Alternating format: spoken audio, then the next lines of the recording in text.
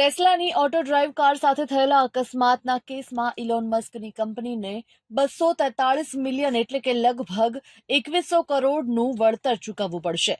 ફ્લોરિડાની Miami કોર્ટે 4 વર્ષ સુધી ચાલેલી ટ્રાયલ બાદ કંપનીને જવાબદાર ઠેરવતા આ આદેશ આપ્યો છે. આ મામલો 2019નો છે, જ્યારે ટેસ્લાની ઓટો પાયલટ સિસ્ટમવાળી એક કાર ફ્લોરિડાના લાર્ગોમાં ક્રેશ થઈ ગઈ હતી. સિસ્ટમમાં ખામીને કારણે ટેસ્લા મોડેલ એસ સેડાન એક એસયુવી સાથે અથડાઈ હતી.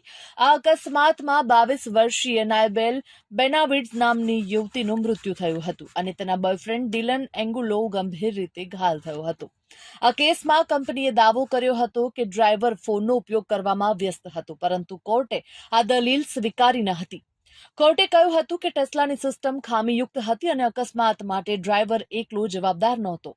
આ કેસ વર્ષ 2021થી લઈને વર્ષ 2025 સુધી ચાલ્યો. આ સમય દરમિયાન ટેસ્લા આવા અકસ્માતોના મોટાભાગના કેસોનું સમાધાન કરતી રહી અથવા તો તેમને કોર્ટમાં રદ કરતી રહી. આખરે ટેસ્લાને એક મોટો ઝટકો મળ્યો છે. અકસ્માત પીડિતને રૂપિયા 2100 કરોડનું વળતર ચૂકવવા માટે આદેશ આપવામાં આવ્યો છે.